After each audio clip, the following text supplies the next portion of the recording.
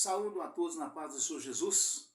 Irmãos, vamos dar continuidade na meditação na Santa Palavra de Deus. Nós estamos meditando hoje no livro de Filipenses, capítulo número 2.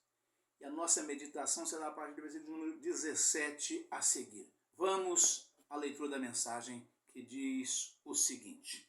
Aleluia, Pai, louvado seja Deus. Filipenses, capítulo 2. Portanto, se há algum conforto em Cristo, se há alguma consolação de amor, se há alguma comunhão no Espírito Santo, se há alguns entranháveis afetos e compaixões, completai o meu gozo para que sintas o mesmo, tendo o mesmo amor, o mesmo ânimo, sentindo uma mesma coisa. Nada faças por contenda ou por vanglória, mas por humildade, cada um considere os outros superiores a si mesmo. Não atente cada um para o que é propriamente seu, mas cada qual também para o que é dos outros. De sorte que haja em vós o mesmo sentimento que houve também em Cristo Jesus, que sendo em forma de Deus, não teve por usurpação ser igual a Deus, mas aniquilou-se a si mesmo, tomando a forma de servo, fazendo-se semelhante aos homens. E achado na forma de homem, humilhou-se a si mesmo, sendo obediente até a morte e morte de cruz. Pelo que também Deus o exaltou soberanamente e lhe deu um nome que é sobre todo o nome, para que ao nome de Jesus se dobre todo o joelho, dos que estão nos céus e na terra e debaixo da terra, e toda a língua confesse que Jesus Cristo é o Senhor, para a glória de Deus Pai. De sorte que, meus amados, assim como sempre obedecestes, não só na minha presença, mas muito mais agora na minha ausência, assim também operai a vossa salvação com temor e tremor, porque Deus é o que opera em vós, tanto o querer como o efetuar, segundo a sua vontade. Fazei todas as coisas sem murmurações nem contendas, para que sejais irrepreensíveis e sinceros, filhos de Deus, inculpáveis no meio de uma geração corrompida e perversa, entre a qual resplandeceis como astros no mundo, retendo a palavra da vida, para que no dia de Cristo possa gloriar-me de não ter corrido nem trabalhado em vão. E ainda que seja oferecido por libação sobre o sacrifício e serviço da vossa fé, folgo e me regozijo com todos vós. E vós também regozijai-vos e alegrai-vos comigo por isso mesmo. Elogio de Timóteo e Epafrodito, os mensageiros de Paulo, junto aos filipenses. Aleluia, Pai, louvado seja Deus. E espero no Senhor Jesus, que em breve vos mandarei Timóteo, para que eu também esteja de bom ânimo, sabendo dos vossos negócios, porque a ninguém tenho de igual sentimento, que sinceramente cuide do vosso estado. Porque todos buscam o que é seu, e não o que é de Cristo Jesus. Mas bem sabeis qual a sua experiência, e que serviu comigo no Evangelho como filho ao Pai. De sorte que espero enviá-lo a vós, logo que tenha provido a meus negócios. Mas confio no Senhor, que também eu mesmo em breve irei ter convosco.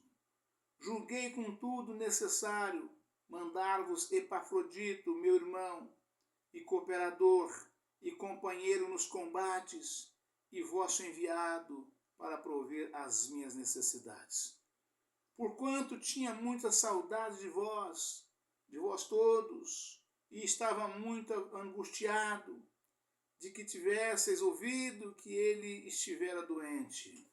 Aleluia, Pai, louvado seja Deus. E de fato esteve doente, e quase à morte, mas Deus se apiedou dele, e não somente dele, mas também de mim, para que eu não tivesse tristeza sobre tristeza.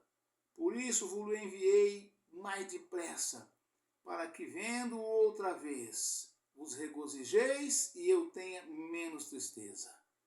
Recebei-o, pois, no Senhor com todo gozo e tende-o em honra, porque pela obra de Cristo chegou até bem próximo da morte, não fazendo caso da vida, para suprir para comigo a falta do vosso serviço. Amém, irmãos? Aleluia, Pai, louvado seja Deus, né? Este Epafrodito aqui, irmãos, também demonstrou ser um bravo guerreiro, né? Porque o Paulo afirma aqui, né? Que Epafrodito, ali para suprir a falta dos irmãos, dos assessores que Paulo não tinha, porque por causa dos outros que não podiam estar com ele naquele momento, ou naquela época, naquele período, em cada lugar, né?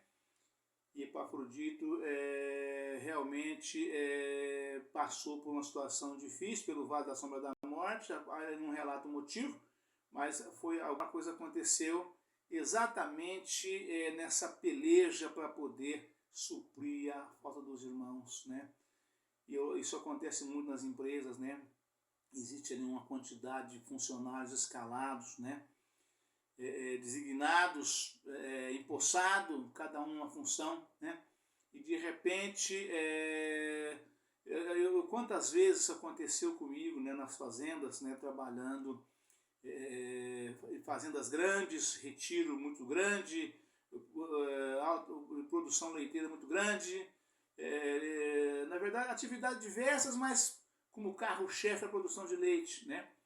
Então tinha um quadro grande de funcionários, então cada um tinha uma folga semanal e às vezes tinha alguma pessoa, principalmente rapaz solteiro que ia para a cidade, né, e não voltava para chegar para poder assumir o posto dele. Era tudo contado, cada pessoa, né? Tinha uma pessoa que dava folga, mas naquele dia seguinte da folga do de hoje já tinha outro folgando da manhã, né? O pessoal folgava o mês inteiro, cada dia um folgava, né? E quando acontecia daquele que estava de folga não voltar, né, os demais tinham que suprir a falta daquele que tinha faltado. Não tinha como, não tinha recurso humano para suprir aquela necessidade. Então tinha que se desdobrar e fazer o serviço daquele que tinha faltado, né? E Paulo fala disso aqui nesse sentido, né? Mas vamos à meditação da Santa Palavra de Deus, né? A parte do versículo número 17, né? Pegando os dois versículos anteriores, porque faz parte do contexto, que diz o seguinte, né? Aleluia, Pai, louvado seja Deus. Uns por amor, sabendo que fui posto para a defesa do Evangelho. Mas outros, na verdade, anunciam a Cristo por contenção. Não puramente julgando. Perdão, irmãos, eu peguei o versículo errado aqui. Estou vendo que está diferente a palavra aqui. Aleluia, Pai, louvado seja Deus. Glória a Jesus. Portanto, Deus é o que opera em vós, tanto querer como efetuar, segundo a sua vontade, né? Eu queria chamar a atenção dos irmãos para esse versículo aqui, né? Que fala, porque Deus é o que opera em vós, tanto querer como efetuar, segundo a sua vontade. Isso é para ensinar qualquer irmão, né? Que faz projetos de tal dia fazer tal coisa, né? Ou comprar, ou uma viagem, ou uma construção, um bem qualquer, né? Só que faz por ele próprio, sem envolver Deus no negócio. Eu falo muito isto. Envolva Deus no seu projeto. Convida Deus para entrar com você numa prova de Enem, num concurso de autoescola, numa entrevista de um emprego. Convida Jesus para entrar com você. Jesus precisa estar nos nossos planos, nossos projetos, em primeiríssimo lugar. Porque o querer é nosso, mas o efetuar é dele.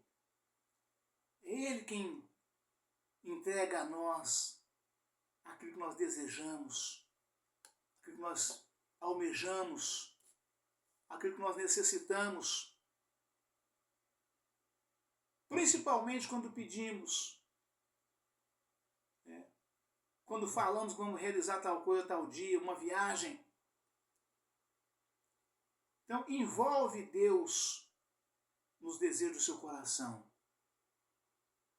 Fala para Deus, conta para Deus o que você quer fazer, o que você está pensando em fazer. Se você puder falar só em pensamento é melhor, para o inimigo não escutar, não entrar no meio para atrapalhar o seu projeto. Se você puder falar só com baixinho, no pensamento, melhor ainda, que o Senhor vê o profundo e o escondido. Ele ouve, ele escuta e segundo a sua vontade. Se for bom para nós, ele realiza. Eu falo muito isso com os irmãos na igreja. Coloca nas mãos do Senhor os seus projetos, os seus desejos, os seus anseios, as suas necessidades. As nossas necessidades o Senhor vê, Ele contempla, né? E Ele sempre faz mais do que merecemos.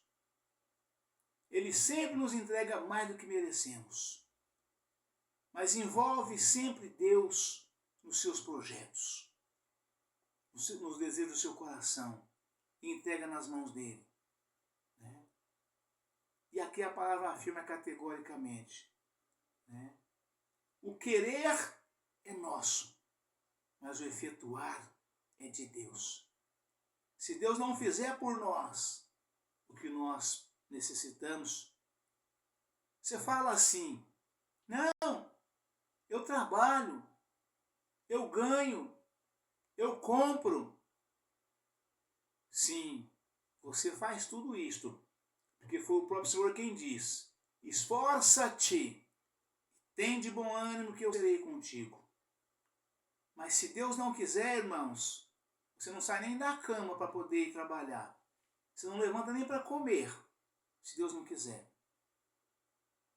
Por isso, Deus, o Pai, o Filho e o Espírito Santo, né, está em primeiríssimo lugar em todas as coisas da nossa vida. Né? Coloca os seus projetos nas mãos de Deus. Ore a Deus, entrega para Deus. Apresenta para Deus e espere em Deus, que Ele há de efetuar o seu querer. Se for bom para você, porque se não for também Ele não faz. Se for para te fazer mal, Ele não realiza. Mas a palavra afirma categoricamente aqui, né?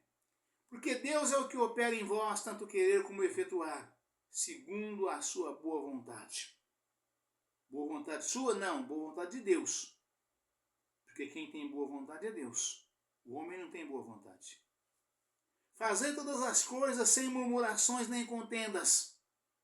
Não murmureis. Deus não suporta os murmuradores. E muito menos os contendeiros. Sem ira e sem contendas, diz a santa palavra de Deus. Para que sejais irrepreensíveis e sinceros, filhos de Deus, inculpáveis no meio de uma geração corrompida e perversa, entre a qual resplandecei como astros do mundo, retendo a palavra da vida, para que no dia de Cristo possa gloriar-me de não ter corrido nem trabalhado em vão. O que é a palavra da vida que Paulo fala aqui, irmãos? É a palavra de Deus. Ela é a palavra da vida. Né? Já falei muitas vezes com os irmãos, continuo falando. Né? A Bíblia Sagrada, irmãos, a santa palavra de Deus, as Escrituras Sagradas. Eu dei 3 títulos, mas é uma só. Assim como Pai, Filho e Espírito Santo, os 3 juntos são Deus. Assim eu dei 3 títulos para a Bíblia Sagrada, mas é uma só. Né? Ela é Jesus transformado em palavras. Por isso que a palavra de Deus é viva e eficaz. Ela é Jesus transformado em palavras. Coloca isso na sua cabeça e escreve na tábua do seu coração. Não despreze a Bíblia, irmãos. Não menospreze. Né? Não tenta fazer desaforo com a Bíblia. Né? Porque você está fazendo para o próprio Jesus, que é o próprio Deus. Né? Então, o querer é de Deus. O querer é seu, mas o efetuar é de Deus. Né?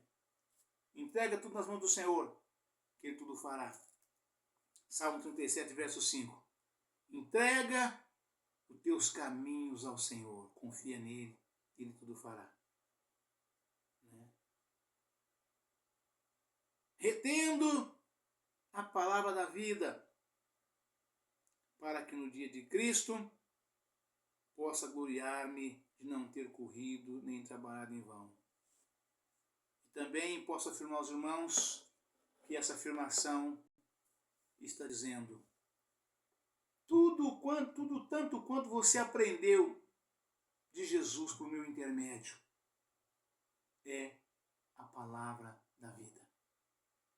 Tudo tanto quanto você aprendeu de Jesus por meu intermédio é a palavra da vida.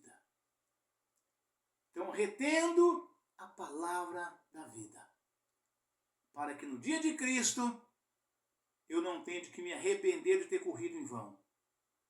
Como é que um pastor possa se arrepender naquele dia de ter corrido em vão? Porque um pastor, um verdadeiro pastor, ele se fadiga muito em prol das almas. Ele fica sem comer, ele fica sem dormir, ele vai para a igreja doente, porque ele é o pastor da igreja. Ele não pode deixar de cumprir a sua obrigação, que é estar à frente do rebanho, 24 horas por dia, dia e noite. O pastor de uma igreja, irmãos, o verdadeiro pastor, ele não é pastor só na hora do culto, não. Ele é pastor 24 horas por dia. Todos tantos quantos der um telefonema, né, ou mandar um recado, que está passando por necessidade, necessita da presença do pastor, o pastor precisa estar lá, a despeito de qualquer coisa. Ele precisa estar lá atendendo a necessidade das ovelhas ou da ovelha. Né? Porque na igreja, no horário de culto, que normalmente é das 19 às 21h30, normalmente é isto, né? Ou das 19h30 às 10, às 22, né? Neste horário ele já está lá.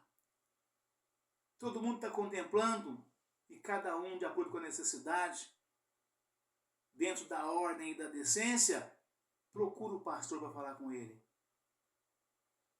Mas e fora? E fora do culto, do horário de culto? Né? Então o pastor cuida das ovelhas 24 horas por dia. Oração, jejum, visitação, cesta básica, atendendo toda e qualquer necessidade que os membros, não somente os membros de ceia, os batizados, mas todos tantos quantos frequentam a igreja e vêm na igreja e está passando por necessidade e leva ao conhecimento do pastor. Ele cuida de todas, ele cuida de todos. Né? E Paulo fala aqui de não ter corrido em vão, porque toda essa luta, todo esse trabalho, né? Eu não posso dizer nem peleja nem sofrimento, e sim toda essa dedicação que nós fazemos por amor. Né?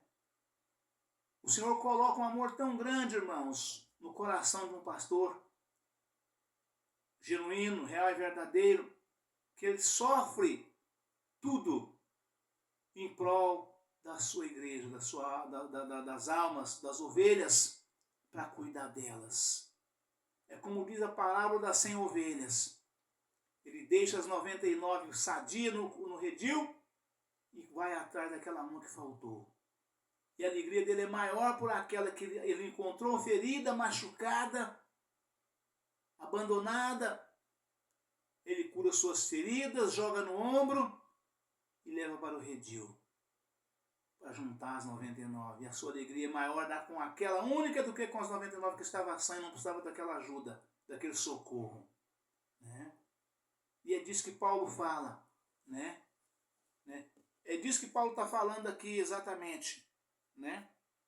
Para que sejais irrepreensíveis e sinceros como filhos de Deus, inculpáveis no meio de uma geração corrompida e perversa, entre a qual resplandeceis como astros do mundo, retendo a palavra da vida, para que, no dia de Cristo, possa gloriar-me de não ter corrido, nem trabalhado em vão. Ou seja, todo o tempo que eu dediquei a cada um dos irmãos que não conhecia a Cristo, que chegou na igreja bebendo, fumando, jogando, prostituindo, adulterando, bêbado, drogado, eu recebi a todos, acolhi a todos. E ouvindo a santa palavra de Deus, aceitaram a Jesus. E naquele dia, eu quero ver cada um desses irmãos ali do meu lado, cada um sem exceção. Desde 2007, quando eu comecei em Tirapuã. Desde 2007. Na verdade, como segundo em Patrocínio Paulista ainda, impulsado pelo pastor Nelson. Foi o homem que me levou, o pastor que me levantou como obreiro. Né? Eu era apenas membro. Né? E fui levantado como obreiro em Patrocínio Paulista pelo pastor Nelson em dezembro de 2006 ainda. Quando foi em fevereiro, eu fui levantado e empossado como pastor em Tirapuã, pelo diácono Geraldo Antônio. Grande amigo, grande irmão em Cristo, que eu amo tanto, tanto quanto o pastor Nelson também, né? Irmão João Boarati, irmão Reinaldo e muitos outros, nos congregamos junto do pastor Sebastião Eugênio, todos eles pastores. Pastor Cláudio, enfim, são muitos, pastor Miguel, né?